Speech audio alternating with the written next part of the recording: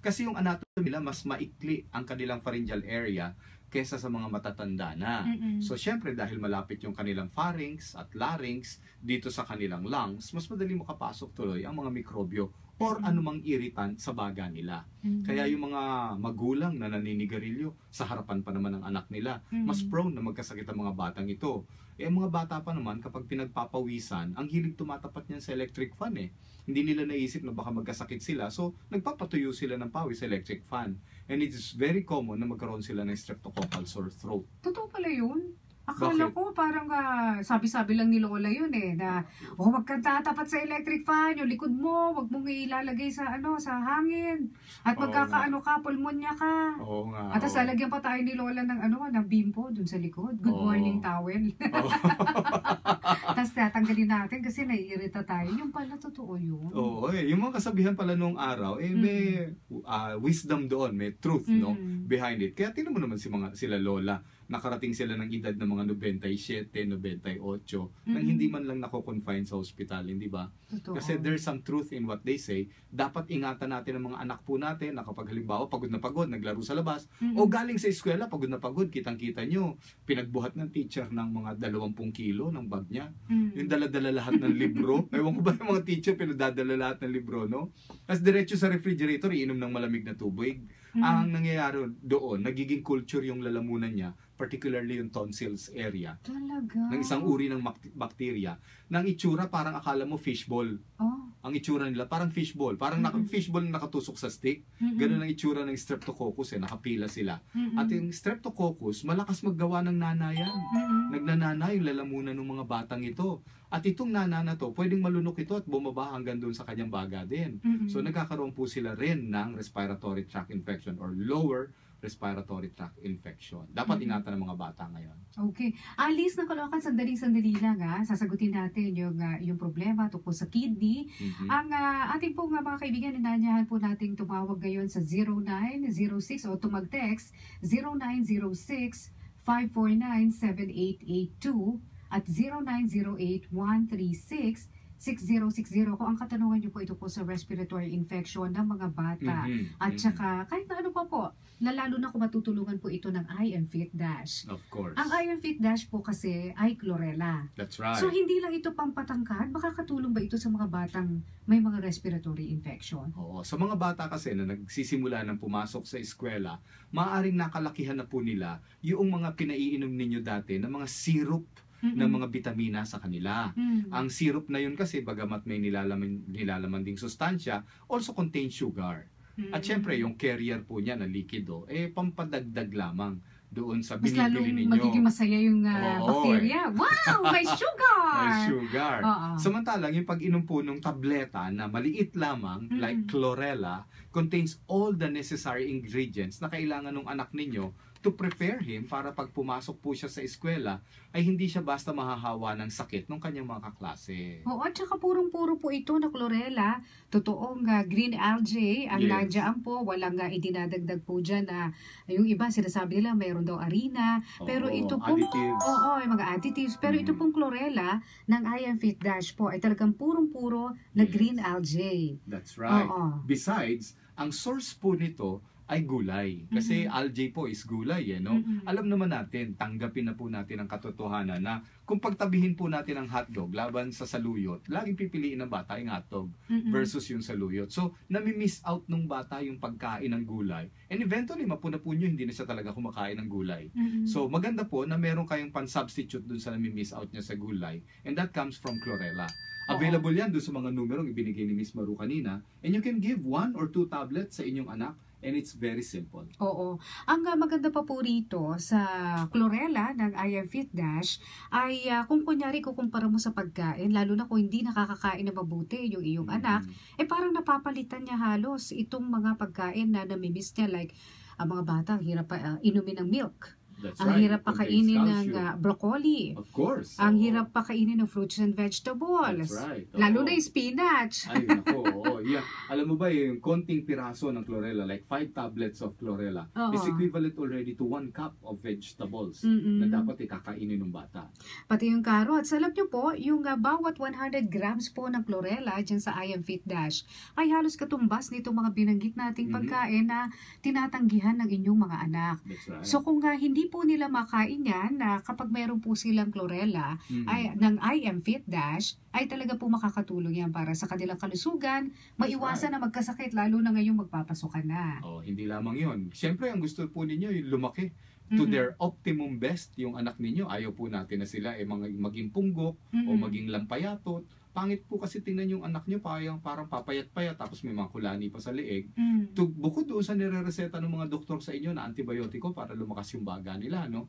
You can give ito pong chlorella na available naman po doon sa I Am Fit Dash. At ite-text nyo lang po sila and once you get it, nakabote po ito, you can give 1 or 2 tablets bago pumasok yung anak ninyo. Ang bata 1 or 2 tablets, okay na? Lang, 1 or 2 lang is okay na. So ang adult ang 5 tablets? 5 ang adults, pwede na. Kasi yung need ng katawan ng bata, mas kaunti, about 1/3 ng need ng matanda, 2 tablets is enough. Ayun. At yan po ay mabibili sa Izumi Wellness Center. That's right. Diyan po sa Balik-Balik Sampaloc. At mamaya babanggitin din natin yung iba pa nilang mga branches. At ito pong I Am Fit ay Dash ay mabibili nyo lang doon mismo sa Izumi Wellness Center. Hindi pa po ito available sa iba pang mga butika kasi gusto po nila na mura pa nilang maibibigay po yan sa inyo. 300 tablets po sa bawat isang botelya. Wow. Ang laman mo, po. 100 days na yon. Oo, 3 buwan na iinumin yun. Mura. Mura talaga. Mura lang siya. Ito po yung mga telepono nila. Mag-text po kayo sa 0917. Parang kulang yung number doon na. Teka, ito munang 0998-983-2699. Mamaya bibigay ko yung globe number nila. Pero ito muna si Alice ng Caloocan. Alice, nandiyan ka pa? Hello po. Yes, Alice. So, ano problema sa iyong kidney? Ay, po ako kay Dr. Jen. Go ahead, Alice. Yung ano po, yung resort po na ultrasound ng sister ko, sa kanyang kidney daw po, ang may nakalagay na microlithiasis. Okay. Ano po ito? Bato sa kidney. Makikinig lang po ako sa kasi ang hina po sa radyo po, pwede. Sige pa. Sige, makikinig na lang daw siya sa radyo. Sige, Alice. Baba na natin. Yan. Simple lang yung paliwanag doon, Alice. Sige. Alice, baba mo na dali para mapakinggan mo. Microlithiasis ang tawag doon. Ibig sabihin ng micro, maliit. Lithiasis, bato. So may mga maliliit na bato sa kidney yung sister mo. Anong gagawin mo ngayon doon? Yun ang katanungan. So dapat magpatingin siya sa isang doktor dahil may mga nabibili naman na mga pantunaw sa mga batong ito kung ayaw niyang magpa-opera. Pero makakatulong ba ang I Am Fit Dash, yung chlorella? Kapag kunyari may mga ganyan bato-bato ka sa bato mo? Hindi siya directly pantunaw ng mga kidney stone. Pero ang may gagawa nito sa lahat ng tao is that it can give you what you lack in terms of vegetables na hindi mo nakakain. Yung mga sustansya na dapat kailangan mo sa araw na yon, nakukuha mo mula doon sa chlorella, nakatumbas nga nito ay mga gulay na masustansya. Doc, thank you sa mga advice mo ha. Yung pamangkin daw niya nasa Pasay, ito raw yung may fever. Tatawagan ko na sila ngayon, sabi niya. Sige po. Doc, pwede bang pagsabayin ang chlorella at saka vitamins mula sa isang 68 years old? Opo. Lahat ng ito ay mga natural supplements. Ang lahat ng ito ay sustansya. So ito rin yung mga gulay na pwede rin pong pagsabayin. Tinatanong nito kung magkano po ba ang chlorella ng I Am Fit Dash? Kung siguro ibig niya sabihin tingi-tingi. Hindi ko po masasabi, hindi ko alam Pero you can text them directly at kayo na po mag-usap. Ito po ang cellphone number po ng I Am Fit Dash, no? Para po dun sa ating mga kababayan na gusto po magtanong, 0917-565-2018. 0917-565-2018 o kaya 0998-995-4192. 0998-995-4192. Pwede nyo rin puntahan ang kanilang Facebook page, I Am Fit PH, IAMFIT PH, o Twitter, ganun din po, I Am Fit PH, at ang website po nila, iamfitph.com. Yung isa po pala Facebook page po yon, yung I Am Fit PH. Website po, iamfitph.com.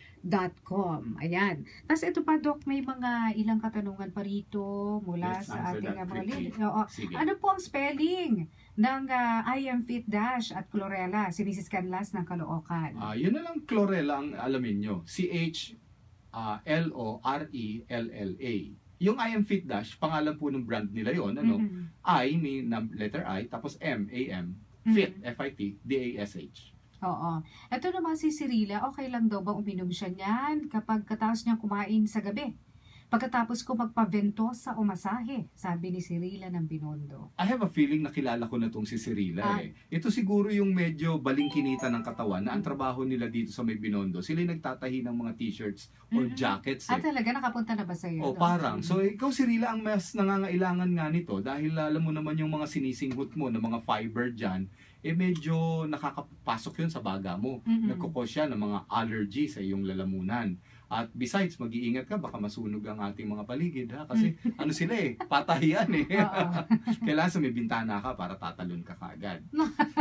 Eto, pagbabay bukol daw sa matris na para mga ubas, yung po ba'y natutuna? Makakatulong ba yung Chlorella ng I Am Fit Dash? Tanong ni Mrs. V ng Batangas. Mrs. V, alam mo dati nagtataka ako bakit may mga babae naglalabas ng parang ubas o kaya ng parang sago sa puwerta nila. Delikado po yan. Ang tawag dyan ni hydatidiform mole. H-mole at isang uri po ng sakit ng babae na dapat pong tinutulungan ng gynecologist. Huwag niyo pong ipagpaliban yan. Punta na kagad kayo sa doktor.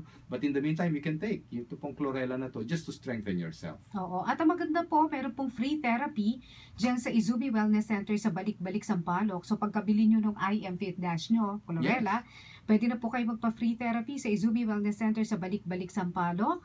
Pwede rin po mabili ang I Am Fit Dash sa Tugatog, Malabon, Izumi Wellness Center, sa Star Mall, Mandaluyong, OK Plaza, sa Monumento, Caloocan, at pati sa Izumi Wellness Center sa Fairview. I-text lang 0917-565-2018 or 0998-995-4192. At bago tayo tuluyang magtapos, ito po ang ating trivia, sabi ni Miss Tess D. Ano po ang pangalan ng kanila pong Chlorella na ngayon po ay available sa Izumi Wellness Center? Ano po yung buong pangalan ng Chlorella? Oo, yung brand name. Yung brand name. Ako ay malusog at mabilis. Ayan. I am fit blank.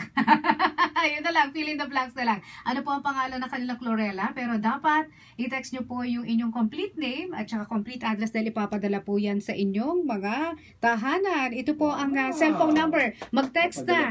Oo, 0917-565-2018. Ano ang pangalan ng brand po ng Chlorella? 0917-565-2018 or 0998-995-4192. Thank you so much, Dr. Edwin Bien. Maraming salamat din po sa iyo at sa I Am Fit Dash. Ay, yun pala yung sagot. Maraming salamat.